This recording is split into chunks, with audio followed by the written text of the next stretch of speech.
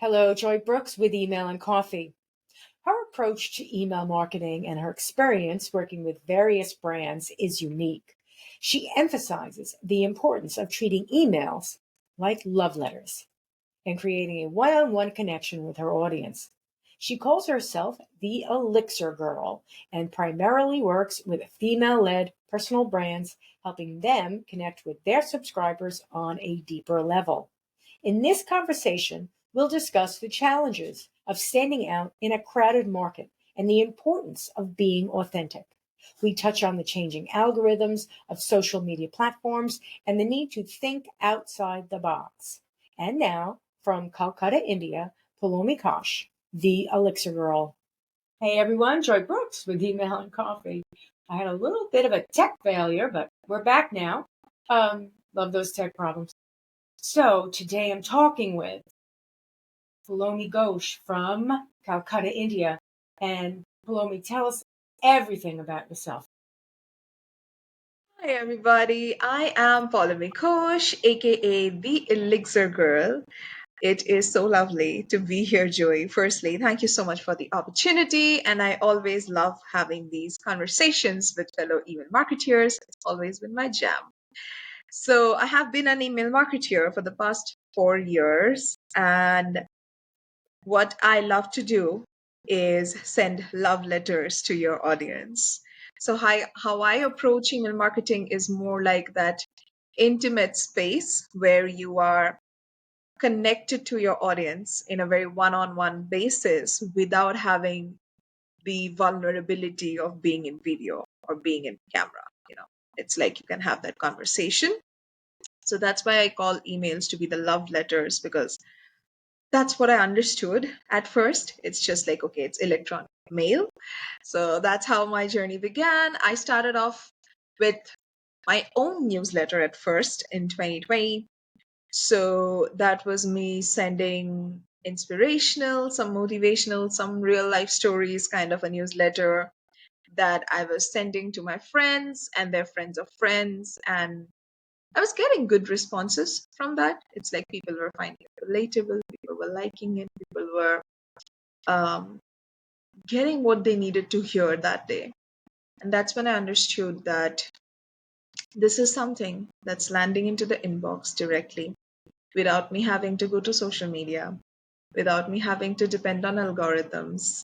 So that's when I thought of giving it to my audience, to my clients. And previously, before that, I was a social media copywriter. Before that, I was a writer. I'm still a writer, but I was doing writing as a profession as well. Content writing I was doing. So when I was doing social media management for one of my clients, she was an email copywriter. So her course was launching that time, and that's when I took up her course as well. So that taught me the front end of email marketing, the the sequences, the workflows, how to write an email, how to craft the stories, how to create a welcome flow, and all of the front end jazz, how to design it, how to create the subject lines, blah, blah, all those things. So I learned that. And I thought that's it of email marketing, and I got it into email marketing. So after a lot of getting my hands dirty into the field of email marketing, I realized there is a complete back end game that I had to learn while being in the field, understanding the metrics, understanding the deliverability, understanding the systems, understanding the tests, creating those workflows. And I'm still learning what are the rules and what are the regulations and what's to be done and what's not done and all of those things. So it's been beautiful. I love supporting female founders. That has been my specialty in terms of client forte. I've been working with personal brands. I've been working with e-commerce brands during Black Friday, very obviously. But mostly I have worked 90% with female-led brands because I understand it better. I love to see the purpose behind those brands and what they really like to connect to their audience, what they really like to offer, which is beyond just a product. or beyond just a course or beyond just something. It has something very deep, which is just beyond the superficial level, right? So I love connecting them to their audience. So yeah, that's about me. And other than when I'm not writing emails or when I'm not breaking my head over the systems, I love writing. I'm still a writer. So that's what I do. That's my newsletter, by the way. I do not send in marketing newsletters. Tried it, hated it. I'm like, too much marketing. So I send in stories in my newsletter. So yeah. Yeah, that's the storytelling, but you're more you're calling it your stories. You're calling them more like love letters, Yep.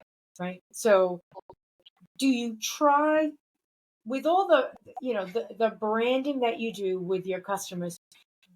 Are you when you call them love letters? Is that because you're trying to I'm going to say it metaphorically. You're trying to get the heart of the matter, but you're trying to be um, not emotional. I don't want to make it, sound too passe, make it sound, like too much forcing it, but you're really trying to align the brand with the problem that they're solving and really hit the core of it, the heart of the matter.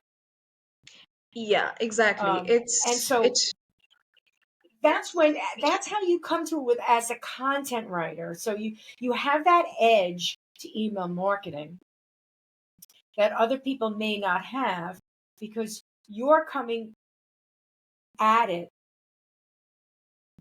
with your content in mind, with your writing in mind.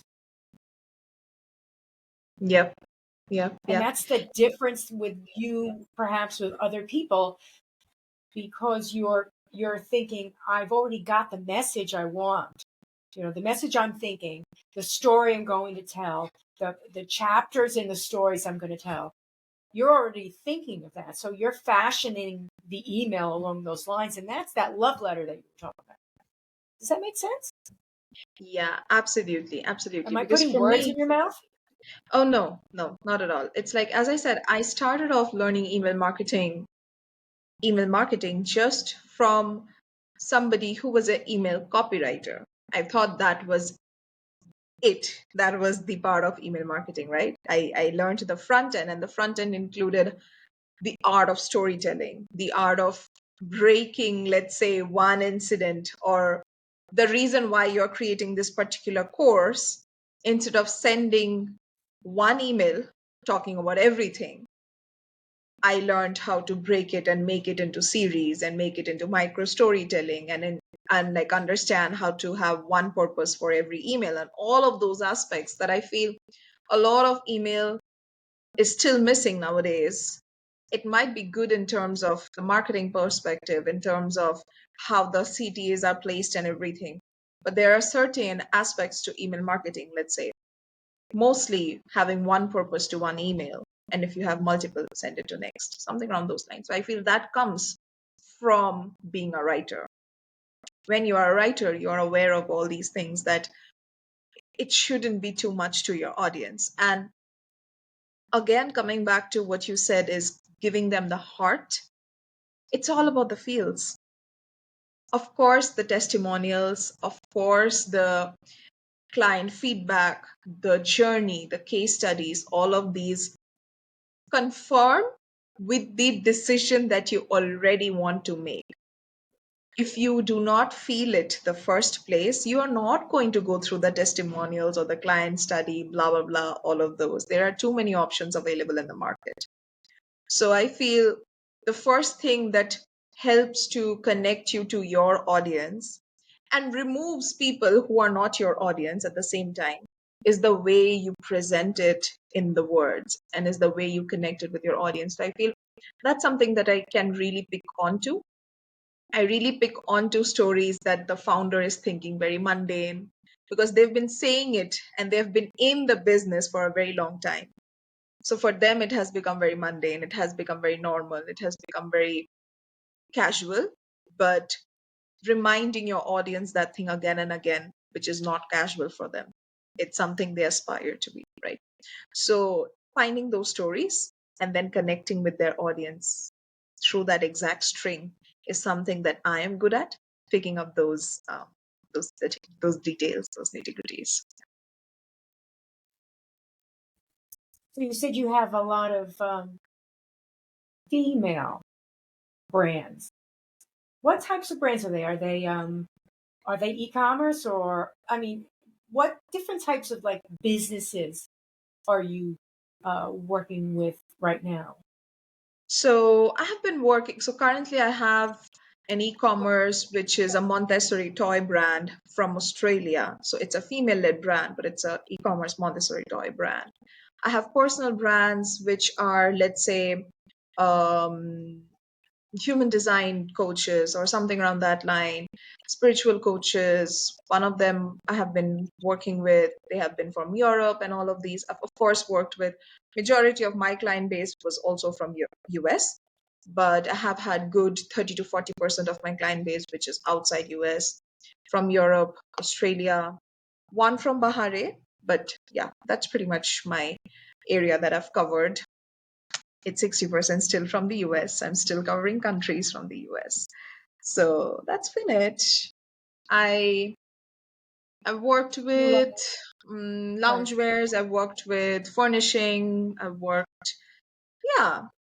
I have had my share of e-commerce industries in terms of the Black Friday situation. I take up clients for the fun of the Black Friday. You get the drill, you get the adrenaline. Um, it's tiring. So I take, let's say, 2 to 3 e-commerce clients during that time. But other than that, I'm working with personal brands, I'm working with coaches, I'm working with course creators. One of them is also an influencer. She is a fitness coach and an influencer. So yeah, just around those lines. You it's your own business, right? You're a solopreneur.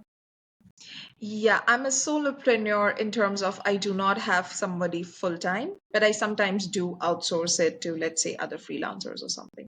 So I do have sometime people helping me, but it's not technically, I'm a solopreneur. Yeah. And when did you start doing this? When did what made you decide I'm just going to do it myself Going to do emails. instead of working for a company and having them? Yeah, Okay. yeah. So I never worked. You could have worked for an agency and they could have told you what to do, and you could have done it, but you're making it up as you go. You're finding your own clients. Am I Yeah. right? Yeah. I have never worked for a company. That was never my thing. So I started working as a freelancer and getting freelancing gigs for my content writing. I started off with travel blogs and travel content and articles and all of those when I was already doing my university. So it was a side gig that I was doing and I was earning through that. And I realized that I could potentially be getting clients to write for traveling because I'm a huge time travel lover, and I love writing. So both of them combined together. So the potential that places like LinkedIn had, that's where I started getting my first hand clients from. It it showed me the way. It showed me that it could be possible. And I started pitching, I started getting clients, and I started having like a steady flow, not very high, but it was steady flow of income. And then lockdown happened. So 2 years before lockdown, all of this was doing. I was also doing event management here and there. I've had my hands on different things. Then lockdown happened, and then I went full-fledged into seeing what I could do.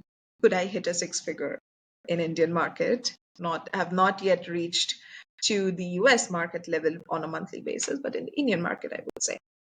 So yeah, I did get into a couple of wrong coaches as well. So I've had my fair share of understanding the gimmicks of the market and all of that. But that is why I say I ended up learning the things, getting my hands dirty into the market, right? So I've experienced the clients and everything. So yeah. And then I was doing from content writing to copywriting, from copywriting to social media management, because all of those I was learning the skills hand by hand. And even though I was getting results for my clients as a social media manager, I couldn't find myself different than another social media manager who was getting results. I couldn't find myself. How am I doing Social things is different? difficult. Social is very difficult. Yeah, because somebody else Socials, is also getting socials. results. So, like, how am I I don't know. standing out? So that's when the whole newsletter thing happened. Like, I already was sending in my newsletter. That was just a hobby, another thing in my resume, or as I call it, ticking the boxes. I have a huge list of boxes that I want to tick. So I was just ticking the boxes of having a newsletter. But that's when I realized that I could do something of that. And that is something that I am good at it. And it's not just me getting results. And rest is history. I've been doing that for the past 4 years. And I love doing it. So yeah. Where do you get your for your newsletter? Where do people subscribe? Like, For my how does that happen newsletter, for you?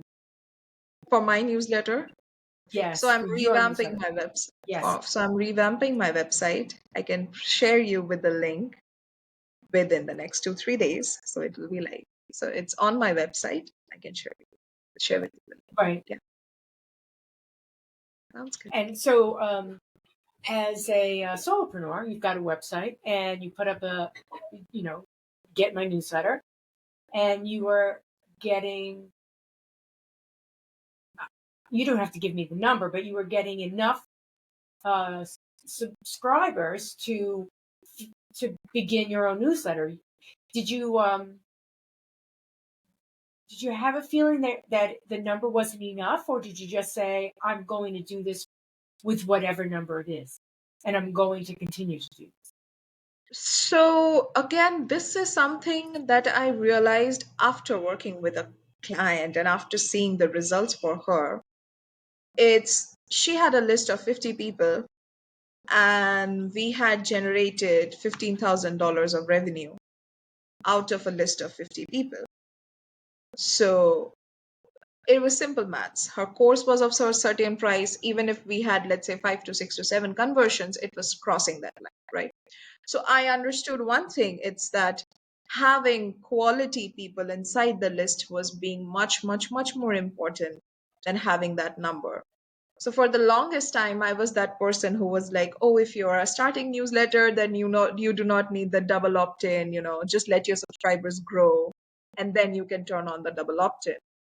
But again, learned it the hard way that the double opt-in is actually ensuring that I have my audience inside the list and not just random people. So yeah, so now I do not really care a lot about the number as long as I know where the list is from. It's not scrapped. It's not like random newsletters or random lead magnets that you have been using for the past 5 years. So as long as I know where the list is from, it doesn't really matter the number.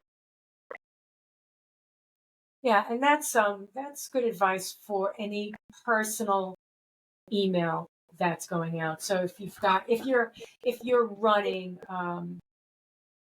as an influencer, or if you're running as a solopreneur, at some point you turn on the method that will get you the email addresses, and after you get the first few, whatever that first few numbers, you just start sending, and you throw your heart into it, and you continue doing it, and you look at it at some point. If it's not growing, then you think about it, but you don't get bogged down with, I'll need at least 10 names before I send.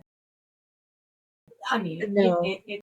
it's obviously a great idea to do that, but you just say, I'm going to turn it on with the first person who signs up, maybe my best friend, but Yeah, and I feel you like, just turn it on and you throw yourself into it. yeah, I feel like at this situation, you can just have a simple automation. Even before you start sending regular newsletters, and if you're thinking that you're waiting for that number, so before you hit that number, why will you keep let's say your number is 50, but why will you keep the rest of the 49 people waiting for the first email just so that the 50th person enters? So you can always have an automation, one email or two email, that's it, that somebody subscribes, they gets an email, they feel welcomed. The purpose is to make them feel a part of your community and feel valued, because the first 60 days of somebody subscribing you is the most hottest time of generating the sale anyway. So I feel, if there is like a purpose, let's say you have a launch coming up or you have an e-commerce something going on, I feel the first 60 days is going to be very important on how you're going to treat them. So having those automations in place, I feel, plays a very important role. Don't you feel that there's so much of a difference between the e-commerce and the life coach Oh, that yes. perhaps has a maybe has a class or or sending out inspiration one way or the other? I mean, they're so different. Yeah, of course, because e-commerce, it's like you are tracking how many products you have sold every day. It's like, oh, what happened today? What happened tomorrow? Blah, blah, blah. It's like a constant everyday situation, like your business is running and people are buying and making sales 24/7 into 365.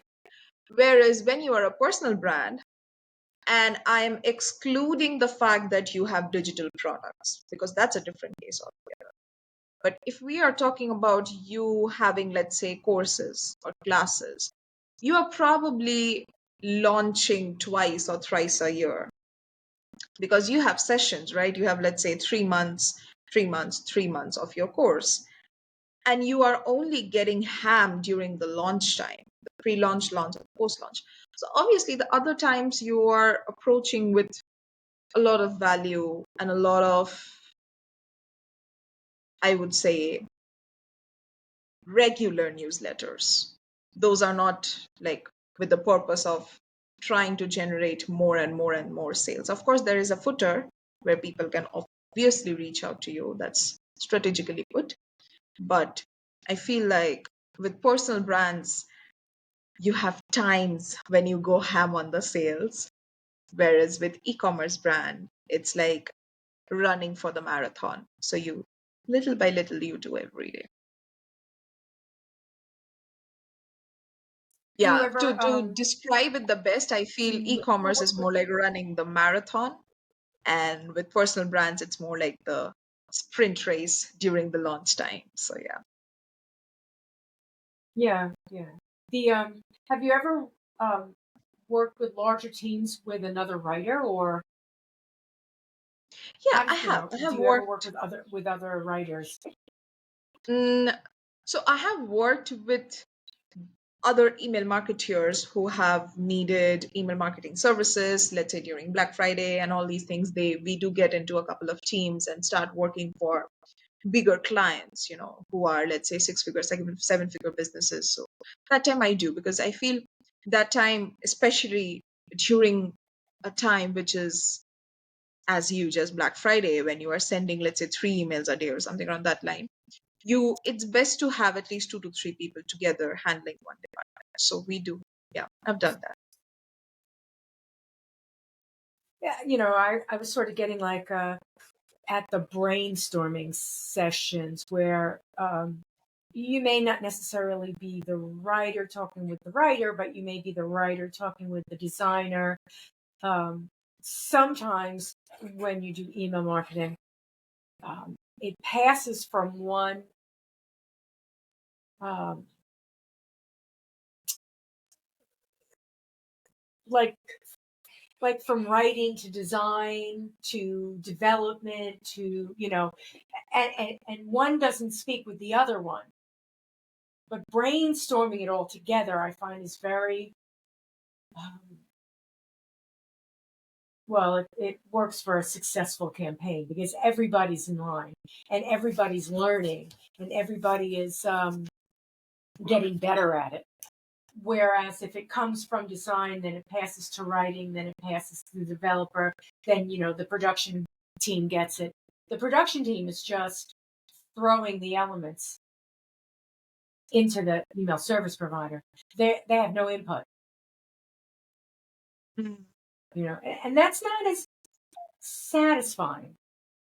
Sometimes when you're doing more than one thing, like you're writing and you're the one who's developing it and you're the one who's designing it, it can be frustrating because it's a lot of work, but it can be very satisfying. Yeah. So do you have a design team, or No, like for you the said, very same sometimes you reason. work with outsourced, or For you? No, for the very same reason, I do my designs for the most part because um, I take pride in my aesthetic taste. So I do have that. I understand more or less the basics of how designing works, what it's supposed to be, and what's not. Came from my practice, haven't taken any course, but I understand that. So for the most part, I do design my own campaigns.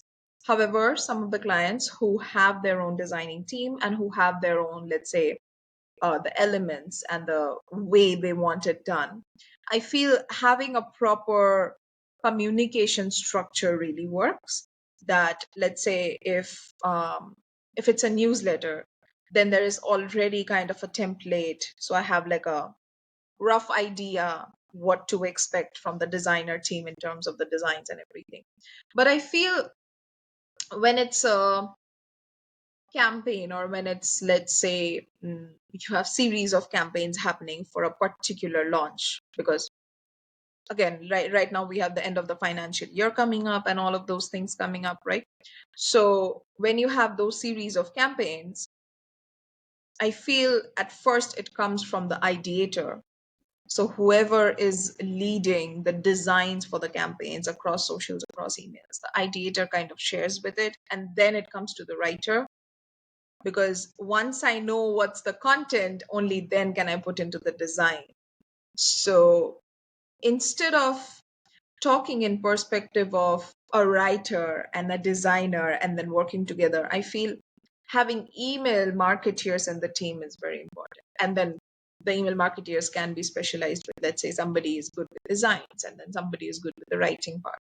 I feel that works better. And I have experienced that, so that like I've experienced people who are, let's say, not well versed with email marketing, but they are the designers, so they design and send that, and then me as an email marketer have to tell them that this is working and this is not, blah blah, all of that. Versus just email marketers working in a team, and somebody is good with designs and somebody is good with copies, but overall you know what works in email marketing. I feel the second option works really well. Marketing is it's unto itself. It's while some people would like to take it and sort of replace direct marketing with email marketing and use all of the same rules for direct mail into email marketing. That's really not the best way to do it. It's not that direct marketing is dead and that email marketing replaced it. Direct marketing still exists. It's just that people don't rely on their outdoor mailbox to get mail anymore. They're not waiting for the catalog. They're not reading the magazine that comes in the mail, not email, comes in the mail, and flipping through the real pages and getting that feel of the slick, photograph. It's not, email did not replace that. Email translated that into a Yeah. digital format that continues to translate that experience. And it's difficult for people to accept that translation because what they'll often do is just try to get that direct mail feel in the email, and you shouldn't be doing that. Yeah. Because while Yeah. somebody may have a 60-page magazine that they carry around with them, when they are in the car, in the train, or on the plane, or in the bathroom, or at, having their dinner or breakfast or coffee. They'll carry that around for a week and they'll slowly read the whole magazine. That's not that's not the experience with the email. You've got 3 seconds and Yeah. nobody's coming back to it, because in 5 days you're going to have 5 more messages from the same brand. Yeah. So you're not going back to that Monday message. You've got Tuesday, Wednesday, Thursday, Friday message. It's now Saturday, and now you're getting, yet a different message. So it's such a different experience, and it's sometimes difficult to get that buy-in. How do you have those conversations, those buy-in conversations, when somebody says, "Oh, I want to do email. I'm a brand, or I've got services or products," and you have that initial conversation, that discovery conversation. Can you share some interesting tips and tricks on how you get your prospective client to buy in to not only the newsletter or the email, but to you as well? Any tips there? Got it. Got it. Yeah, that's a great question. So for me, I feel what works really well is firstly understanding that where is the client standing in terms of the buyer persona, because a lot of people need convincing that email marketing is needed. So if you are getting on a discovery call and I need to convince you that email marketing is needed, that's probably not the best course of action in that situation, because no matter how much effort I put into it, there will always be a counter question to that situation. And again, it's a whole different story where you come and say that I do not read emails. Why will somebody else read? Because you do not spend reading emails, that does not mean your audience is not spending 3 hours in front of the mailbox. That's an actual stat. Like recently, I've come across people trying to do digital declutter and how they have gotten their time from 3 hours to 1 hour in the mailbox, and that's an achievement. People still read emails, right? So understanding the buyer's persona really helps, and qualifying the discovery call accordingly. But what really works is trying to understand what is their pain point. It's like, instead of me trying to tell them that email marketing is probably the best fit or best course of marketing action for their business, I try to get it from them. That what are your problems? Is it that you are having, let's say you have 50K or 100K social media followers, but is it that you are struggling with algorithm? Or is it that you are not liking how things are happening? Or is it that you have, let's say, a lot of blogs that you want attention to? Or is it that you have an e-commerce business that you want to send direct everyday mails to people, and people are not watching your e-commerce social media? Again, people are not, let's say, consuming social media. They are consuming social media. It's just that the brand's content is not coming up every day, let's say, right? So what is the pain point that the client is facing? And it's like, instead of me going to them, I get them to me. They automatically come from the problem to what's the solution, to what would they like, and what's the easiest mode, comfortable mode, intimate mode, where they would find their audience. Do they have a list or not? Is there a lead magnet? And ultimately, what's the purpose? Because if you are planning to start email marketing or any marketing channel, email, podcast, whatever, because you want to tick a box, it's not the best idea. You probably need to think about it. Because if you do not know what's the purpose behind why you are trying to start it, your people is never going to feel valued. And if they never feel valued, they might purchase once, but it's not going to end up in a repeat customer. So for me to ensure that you have long lasting repeat customers through your email marketing, I need to know what's your purpose.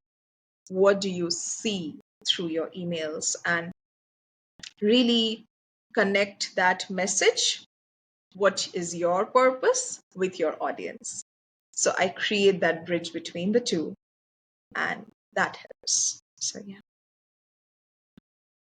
Yeah, marketing, any kind of marketing, does not exist because you have to have it. I mean, obviously, people will say you need to have an email marketing program, and you'll say, "Yeah, you're right," and then you start it.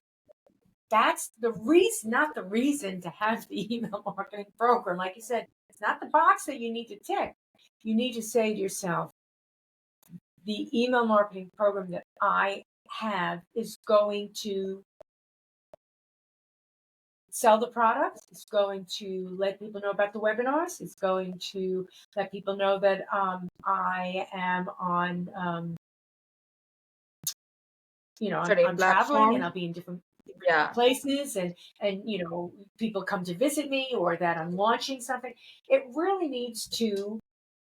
Um, it has to have a big picture and then a number of smaller pictures. So the CTAs, the big picture is I want people to know I want people to know my brand. I want people to be able to learn about my brand and to go on the journey with me. That's the big picture, right? And then Yeah. there are small pictures. Do you want people to buy? Do you want people to visit? What is it that you want, And if you're an influencer, in many cases, the big picture is you want people to go on the journey with you.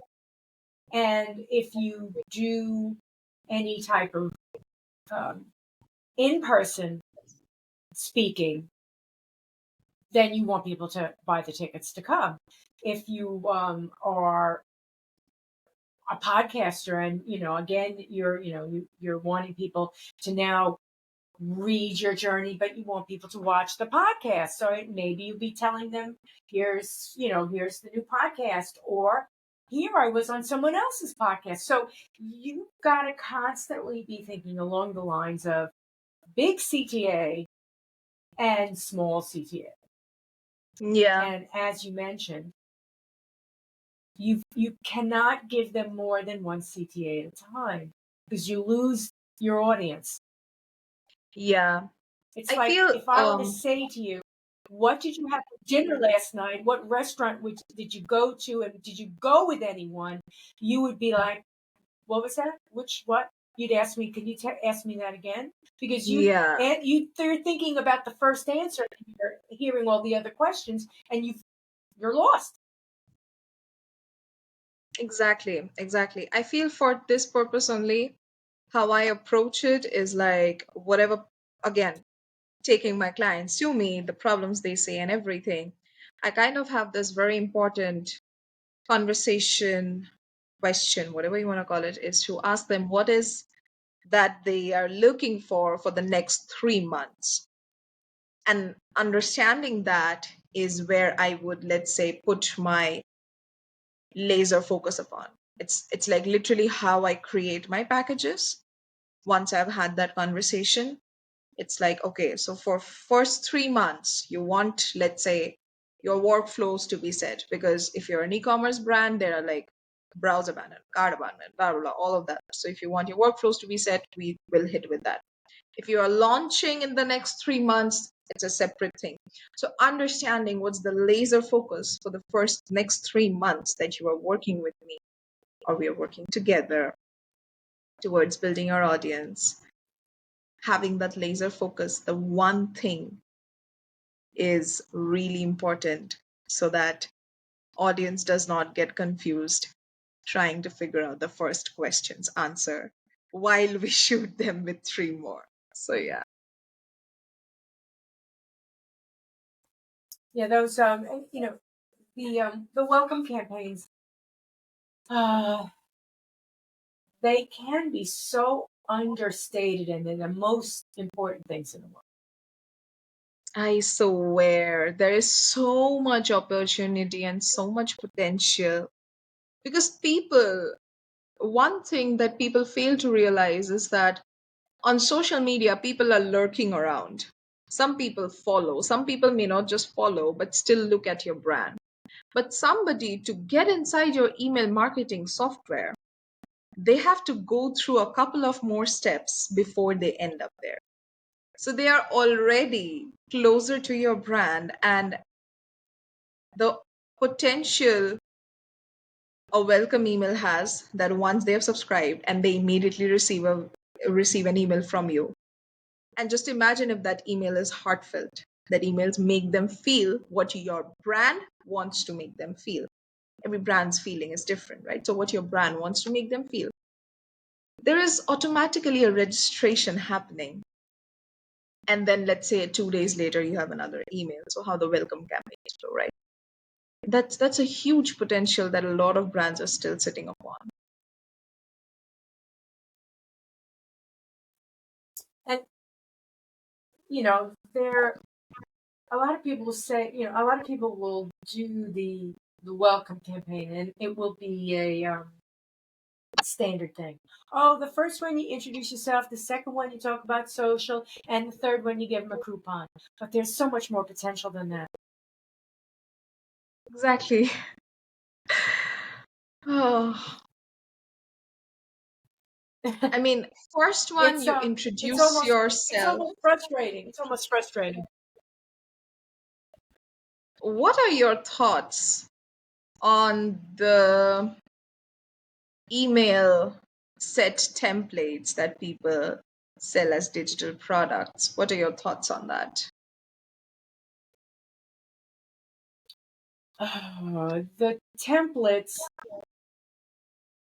are there for the person that doesn't know best practices for email marketing.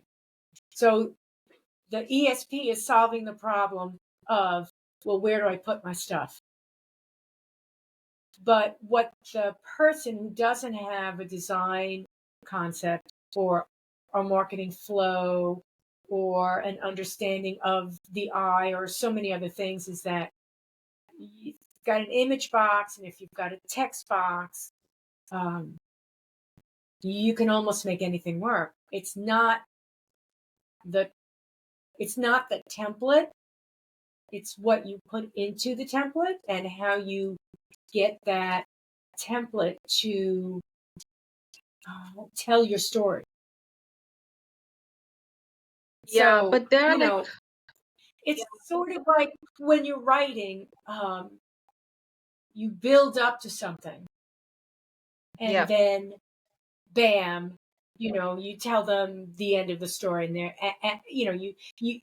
you're setting the stage, you're getting them interested in the people and the conversation in the story you're telling, and then you get to a high point where they're like, oh wow, and now they want to hear the end. Email does the same thing, but not only does it with words, but it also does it with a very simple layout. And simple is the most important term in that. It really can be simple. And the tools that the templates that are provided scratch the surface, and most people don't get that. So they're trying to make those templates fancy, and that's when they're working against themselves. yeah.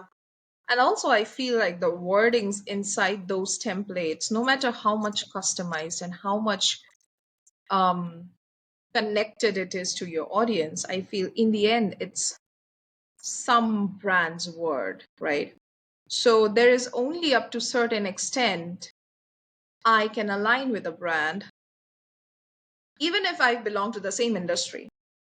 I'm not even talking about people who belong to different industry, because you are promoting templates, so everybody is buying. It's not like industry specific, right? But even if I still belong to the same industry, I feel the wordings, the tonality, the branding, and everything is so different from person to person, brand to brand. So I find it very hard when, yeah, when there's this whole conversation of why are you not creating email templates and all these things. I'm like, I don't know how to create template that is going to fit everybody. I cannot just create templates, Yeah. and it can work for me, but if your brand language is not like mine, how is it gonna work for you? You will end up editing it so much. Then what's the purpose of getting a template? Write it like on your own, like you were anyway doing it from scratch. So ultimately it's the same thing, right? So yeah, that's been a very tricky conversation. Yeah. The marketing, like if you were to look online, and a lot of these, there'll be email marketing packages that you can buy. I think those are the templates that you're talking about. Well, I thought, I'm thinking of design and you're thinking of writing.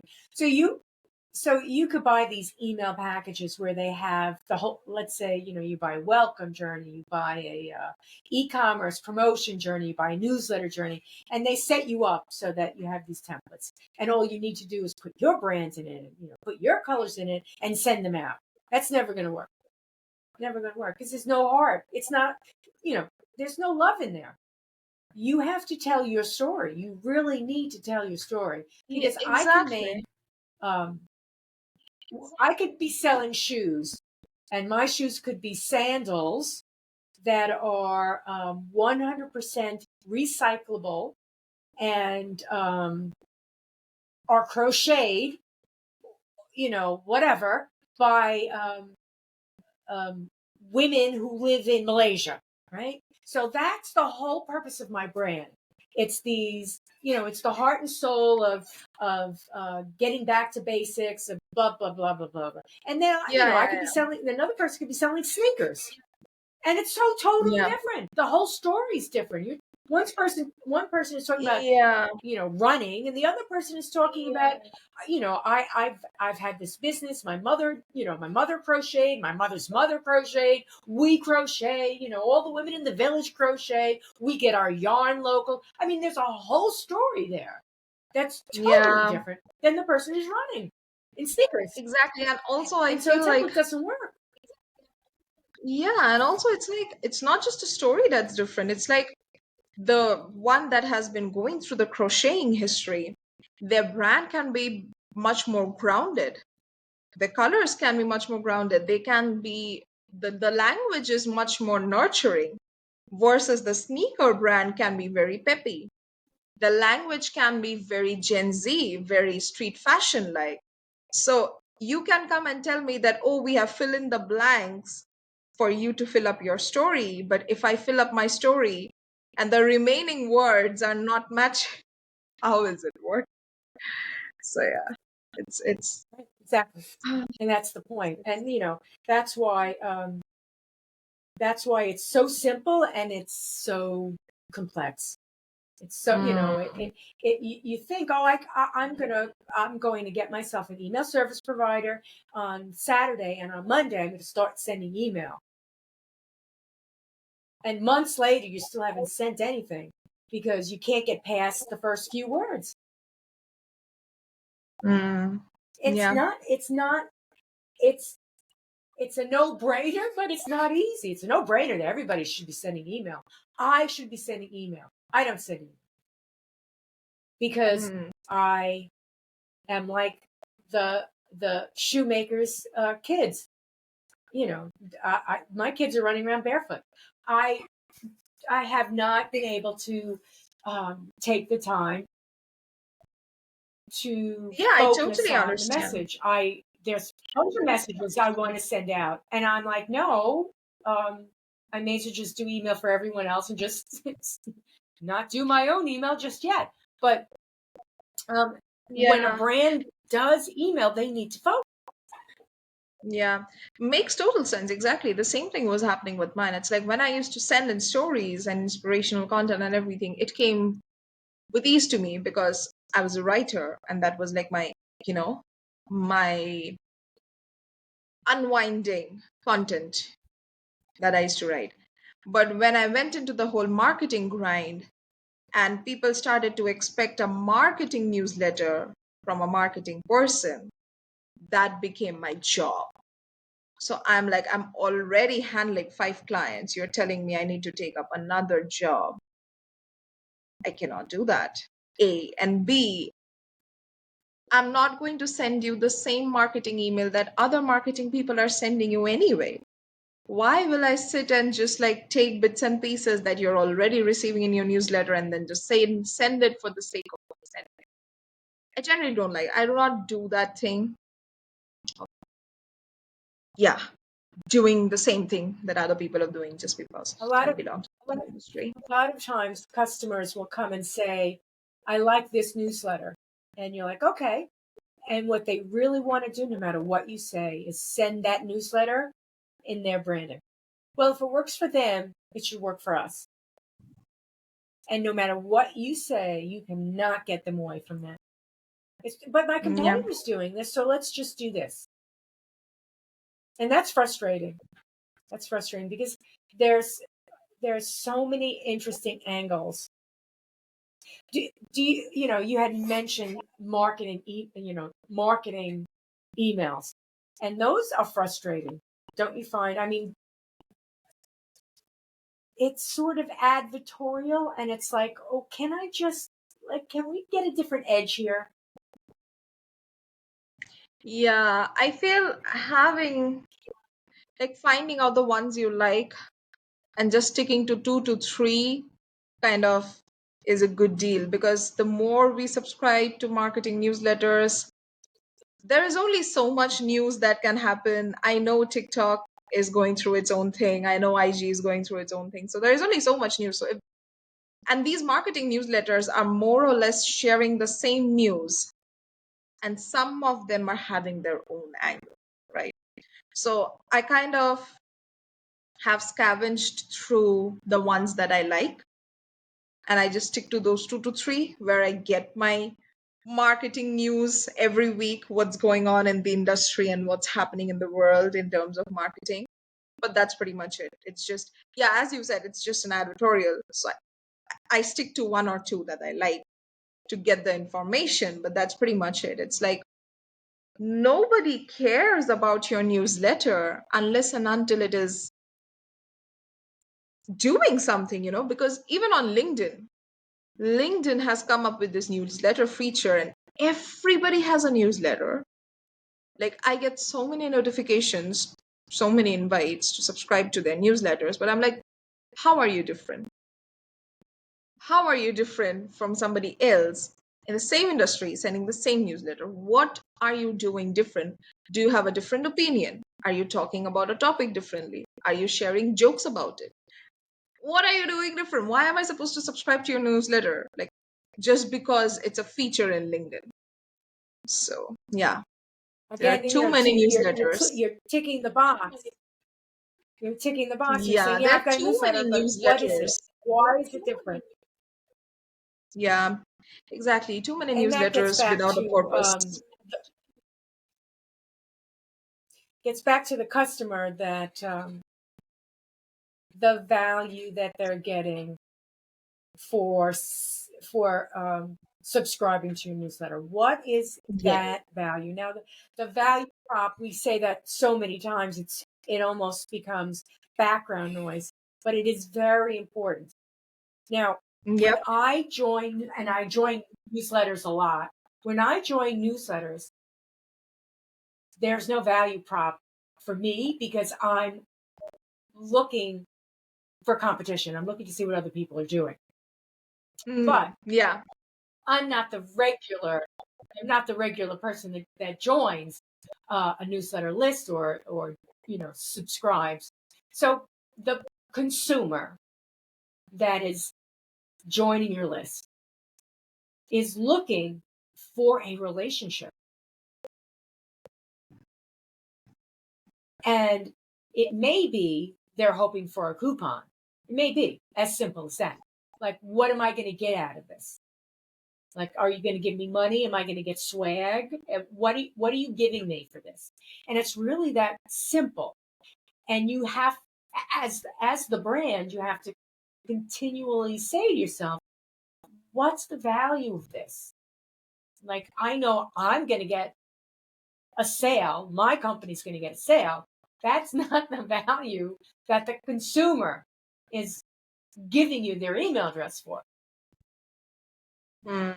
Yeah, They're looking for something. So um, it's difficult for the brand to understand that sometimes because they get all involved in their bottom line. You know, the email is supposed to be doing something for them, but the relationship with the customer or the subscriber, they should never lose sight of that. absolutely. It's like what will get them to be from customers to repeat customers. That's a huge different ball game, I feel.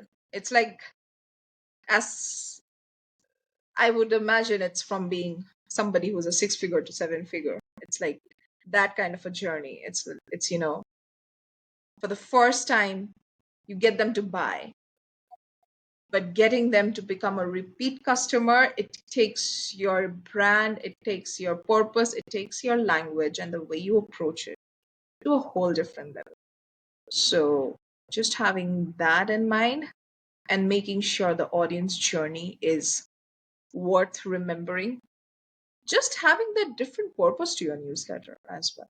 It's like, okay, you are sending newsletter, how are you doing it different? You can be like, okay, Palmi, I have a fitness newsletter. Everybody has a fitness newsletter. How am I going to stand? I'm like, you are going to stand out by being you. What do you do? Are you funny? Are you like, oh, like, do you have some sort of an emotional conversation? What got you started into the newsletter? What got you started into your journey? So having that unique aspect connects you with your people, because if you are funny, let's say if that's one of your trait, people will remember you for your humor. It's like, oh, he's that humorous fitness guy. That's how people are going to remember you, and that's how people are going to come back to you. Oh, I want to buy from the humorous guy. So yeah, just having that unique aspect. And even if you're just you're just an ordinary person. So, you're not funnier than anybody else. You're not taller, you're not better looking, you're not richer, you're just like an ordinary person. But you've come up with a service or a brand that's solving a particular problem. There's the personality in it. So you've got to, if you've sat down and created something to solve a problem, that's the personality, right? Yeah, That's the I feel like, person talking to and from. yeah, I feel like a person who built something with a purpose has a story. And that story is not going to be a regular guy story. No matter how much regular you think you are not. Because your story is different than somebody else, right? And But I think that's what people coming need to back to what understand. I Instead of saying, started, "Oh, I want to sell my stuff like my competitor," go back to that. You think that you don't have anything because you're so ordinary, but obviously you have something here that you're selling. Um, your competitor is maybe not exactly your competitor. Maybe you're thinking they are. For example, you may be selling food. And so anybody who sells food, you may consider yourself, they're a competitor of mine. But what type of food are you selling? Who is that person you sell? Obviously, you didn't say, oh, I'm going to be making food for everybody. It's a great idea. You're doing something special because there's no way to get into the marketplace if you're just selling food, right? yeah, So, are you selling homemade cooking like mama used to make? Is that, so your campaigns come perhaps from mama. You create this make believe person called mama, and mama sends all the emails. I mean, come up with something yeah, that's creative exactly. along the lines of your brand. It's pretty simple, and it's not necessarily um, so incredibly special. It's just you're brainstorming out of the box. You're saying, it's a rainy day. I could just sit on the couch and do nothing, but let me think about it, and maybe I can come up with a few projects that I could do in the rain on a rainy day. That's the sort of are you going to just sit there, turn the TV on and do nothing? Okay, you could do that. I'm not saying there's anything bad with that. But are you going to otherwise say, while I'm watching TV, you know what? There's this ceramic project that I always wanted to do. So I'm going to play with this, this ceramic kit that I purchased. And you create something out of nowhere. Everybody's got that. Everybody. They just don't reach down enough for, maybe it's fear. Maybe they think that they're too ordinary. They just don't reach down enough to say, I'm going to pull this out of myself. I'm going to pull all the little pieces that make the brand me.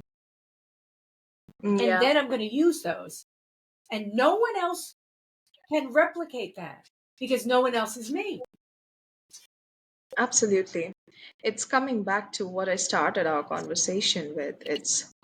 You may think it's ordinary. You have been saying that same thing probably for years, and you are too in your business, but it's not. For your audience, it's not ordinary. That's what makes your brand so unique, and your story is what helps you stand out. So it's just that,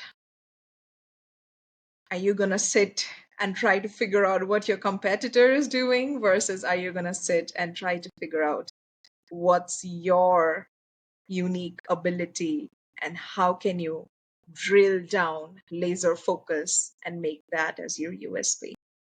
So yeah. It's sort of like how you created your business. Like Yep. you're unique because you're a writer, and then you went into social, and then you went into e-commerce, and then from there it was a journey for you. You took that and you created something that you uniquely can do that someone Yep. else could try to do, but they could not do what you can do.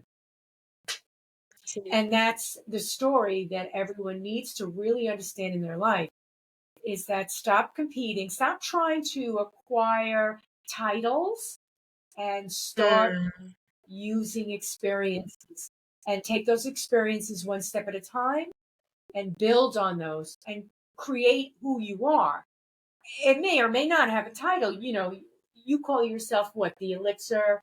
Say that girl, again. yeah. The elixir girl. Right. So the elixir. So that's the point, is that you're creating a unique elixir based upon your experience.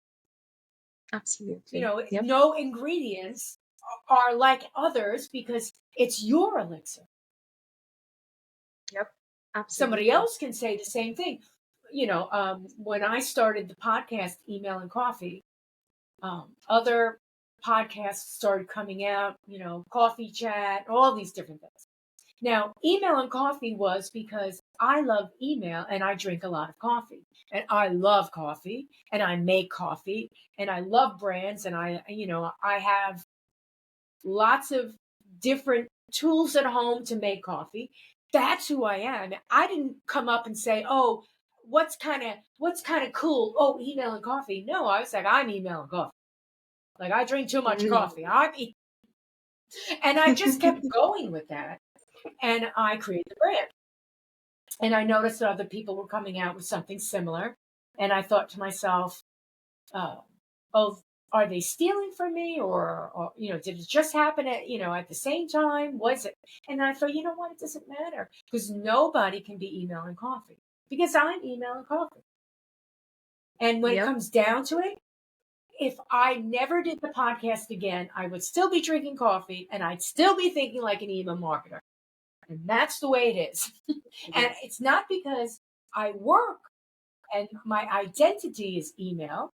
It's because I think in a particular way, and it ended up working really well in email marketing. Mm, It yeah. just happened to be that. Makes I'm sense. Yeah. pragmatic. I'm utilitarian. I am deadline focused. I'm very action oriented. All of those things ended up. That's what email is. I fit really perfectly Mm, here because I really feel like I need to create something, share it with people, get their reaction, then do it again. Iterate off of that. Yeah. It's sort of like writing, where you write something, you share with people. Somebody says, "Oh, I really love that. It reminded me of blah blah blah." And you're like, "That's great. I'm actually getting some responses out of people. They're feeling, they're interacting, they're engaging, whatever they're doing. I'm, and then you iterate off of that by saying, I want to do the same thing, but I don't want to write the same thing. I want to do it a little different." And then you see how they react, and then you keep iterating. That's what I do with email marketing while I'm drinking coffee or making Yeah. coffee or sharing coffee. I actually read a story about that it's an Ethiopian um, tradition for women in Ethiopia when you come to their house that the woman makes you coffee. And I was like, Okay. that's me. That would be me. If I, when you come to my house, the first thing I say is, "Would you like coffee?" And if you're like, "No, no, I don't drink coffee," I'm like, "Bummer." Darn. Uh, but it's work, careers. People are not just working anymore. They're trying to find some um, the nexus of who they are and what they do. Yeah, And it's not exactly. only about how much money it is. It's in the long run, am I growing with it? Do I feel right with it? Is it what I want to do next year? It's I don't really know if it's ever been like this before. I don't know. I don't think I so. feel I think like there's a work revolution. I feel like people are exposed to opportunities because previously we had some mainstream jobs and mainstream plan of action, and rest everything was a hobby. You cannot earn from it. But now when you start to realize that you can start make a living out of so many things, people start to think about, okay, do I want to do the regular job? I feel that's what's causing the work revolution. Perhaps it's going back to the old marketplace, right? Mm. And it's just a 21st century version of the marketplace where everybody had a skill and they brought their skill to the marketplace, and it was central in town, and people bought from you. You could have been a farmer, you could have been a sewer, you could have been a leather maker, all these different things that you did. You would sell your goods. It's sort of going back to that, so that it's not the big corporation that makes leather products. It's going back to, well, I just make bracelets and necklaces and pocketbooks. That's all and wallets. That's all I do, and having fun with that. It's sort of it Yeah. is like I said. I'm not sure if it's something new. It's actually something old. We're going back to the marketplace. Yeah. Yeah. And when you go to the Exactly. marketplace, you knew the person who was selling it.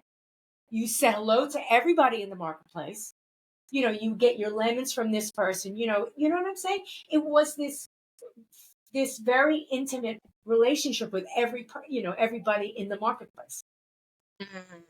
Yeah. You have like specialized people for everything. Kind of makes sense. And it was somewhat local, so maybe there would be somebody international in your marketplace, but generally it was all local wares. So you wouldn't find something that was um, you know, out of your locality. It would be unusual. That would be something exciting. Maybe you'd go into the big city and that marketplace would be able to provide that to you. It is sort of going back um, it's funny how we cycle through things. I don't think there's anything new on on the planet. I think we do cycle through things, but we just spin them differently. Yeah, yeah. Say, yeah. That kind of makes a So lot of yeah, sense. It's so like how fashion trends are just like cycling back right now.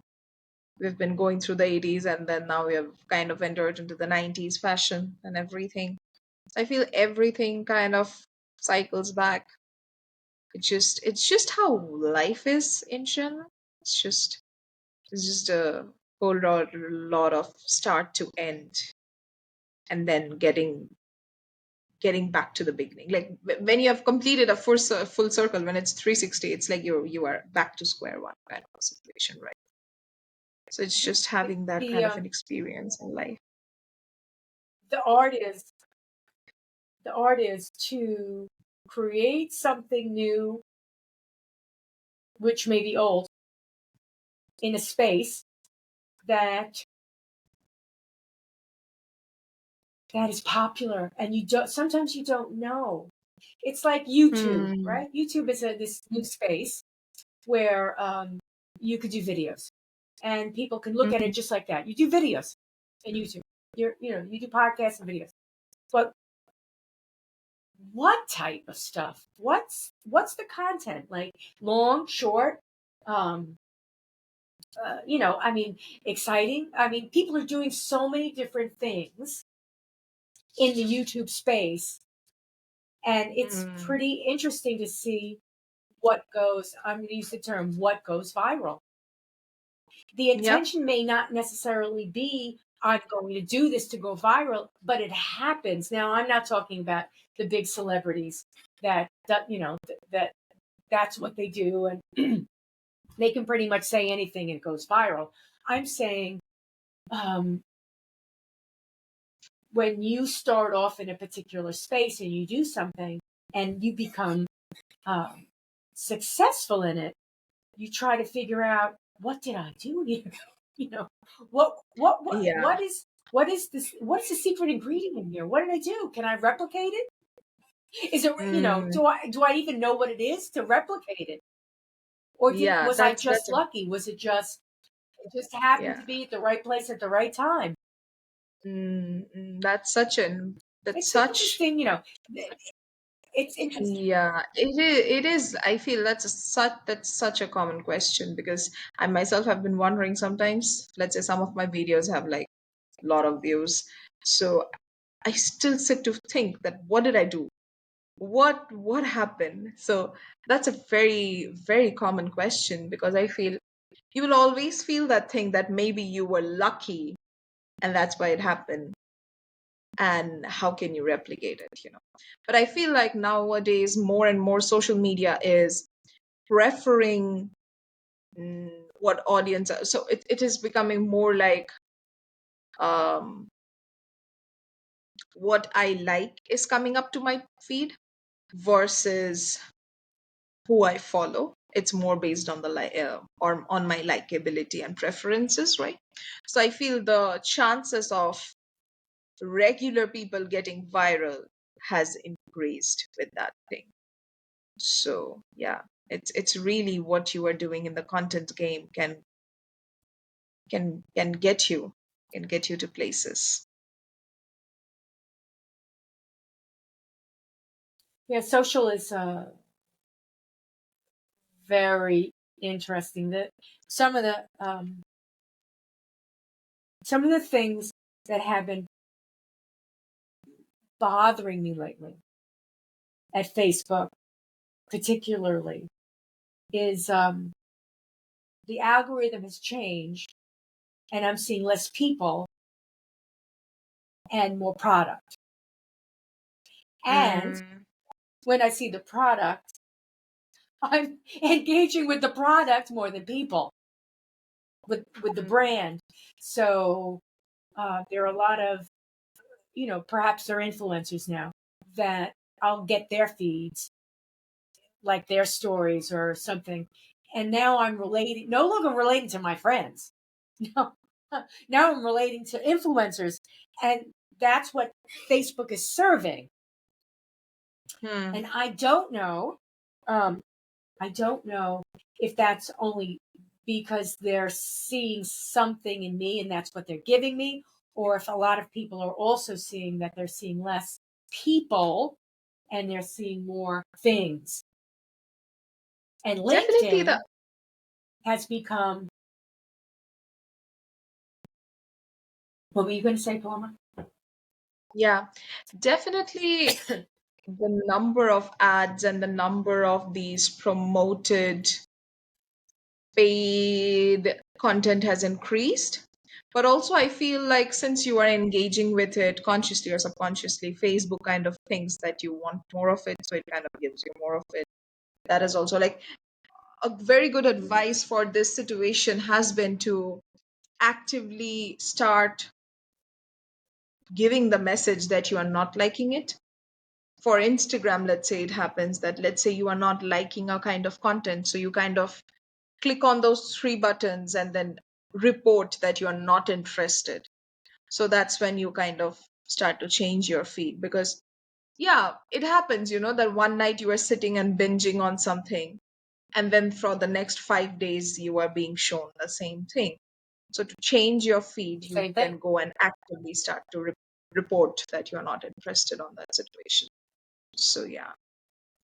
LinkedIn is also doing something a little odd these days. Or I'm not sure. You were talking about templates. So the templates are not only for email, but they're also for LinkedIn. So you could get yourself a coach for LinkedIn and be told this is what you do. And suddenly everybody's doing that. And all of the posts are the same. With And now LinkedIn, I'm it so has, desperately wanting to get in. yeah, with LinkedIn, it I want has to been get involved in always, LinkedIn. It's very difficult. mm, yeah, yeah. Makes sense, makes sense. It's like with LinkedIn, I have again been doing the same thing. Previously, I've been, like, as I said, I've been using LinkedIn from day one to generate my leads. So that's been 5 years now, right? So I have people who are like 5 years old from in my connections and everything.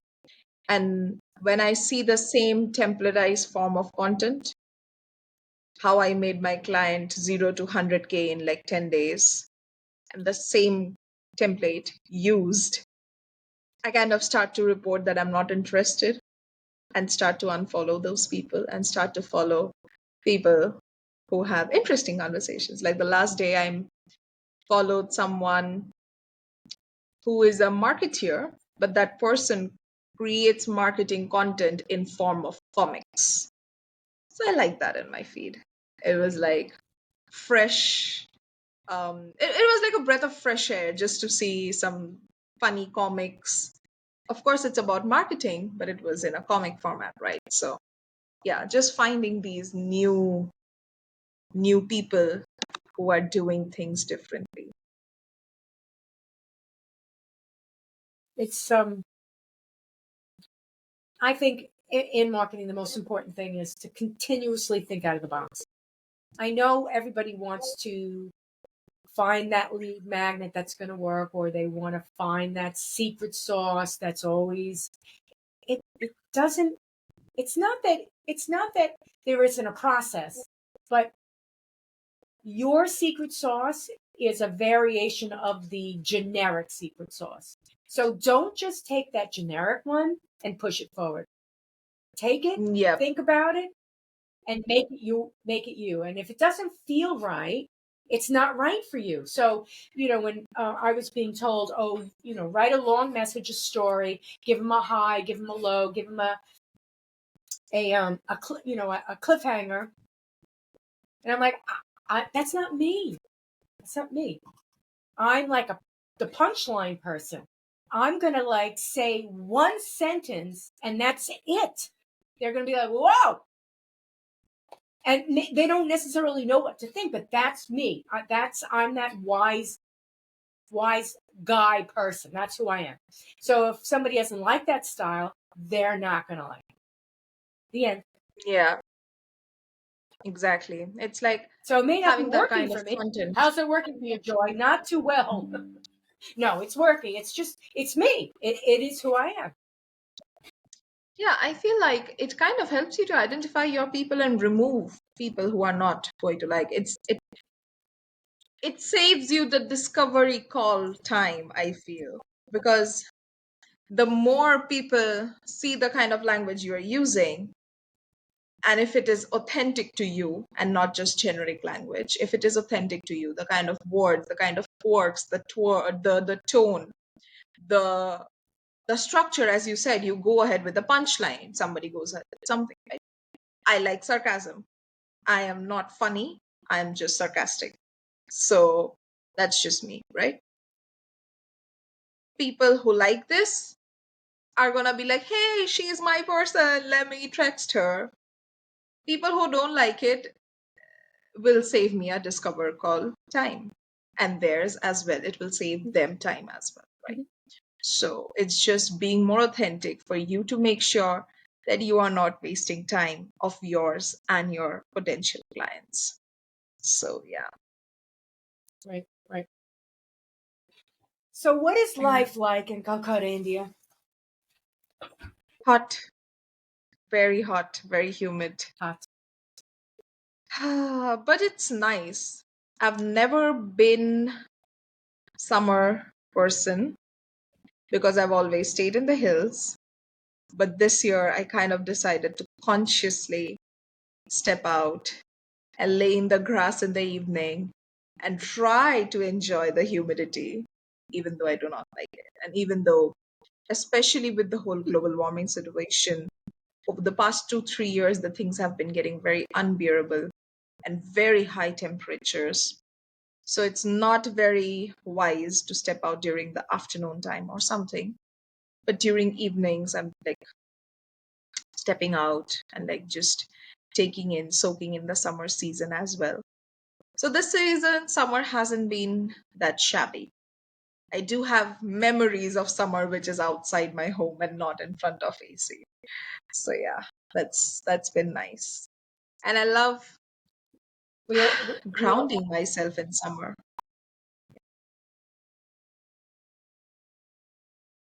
do you think you'll be where you are for much longer, or are you planning to travel a little bit? So this would be my base for some time, but I love traveling. So I'll be traveling, but this would be my base for some time. Yeah. Mhm. Where we're winding down. Where can people find you on the internet if they want to connect with you? Is LinkedIn the best place, or do you have other social that you Yeah, so prefer? I am most active on Instagram, second active on LinkedIn, third active on Facebook.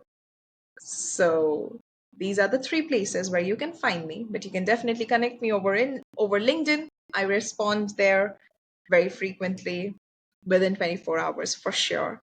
And in Instagram, you will always find me putting stories. That is where I'm most authentic and vulnerable because I do that on stories. So yeah, if you want to see the sarcastic version of Do mine and the do version which is going to be what very, what are, yeah. what are your handles? Like, how can somebody find you on Instagram? Yeah, so it's the Elixir Girl itself. Okay, Elixir Girl. Yeah, Good. the Elixir Girl And everywhere. is Instagram, it your Facebook, name social. at LinkedIn? Okay, Sorry? Elixir Girl. It's Elixir Girl. Yes, it's THE, the ELIXIR, Elixir Girl. So, quick story just before we wrap up. The name Elixir happened because of a reason. It's for the believers of magic. Elixir means a magical potion which is going to be gifting you eternity, right? So it's a portion of eternity. And for non believers of magic, it is a portion of eternity. So even if your brands thrive or your brands you plan to discontinue, I wish for your brand that your audience will have a lifetime experience with you. It will be immortal. It will be immortal. So that's the kind For of experience eternity. I want for your audience. And that's the kind of experience A I little want to magical. create for you. Yep, exactly. A little magical, just helping them to remember you and have a nice time with you. So, yeah. Very nice. I've had a lovely time with you. I'm so glad. And same here. I loved spending time with you here. Well, it's time to wrap it up. And I'm sure that it's quite early in your morning. So thank you very much. I'm grateful that you stopped here to have a little conversation, email, and coffee. Thank you so much for having me. I'm so delighted. And I'm looking forward to more conversations with you as well. Thank you so much for having me. Thank you.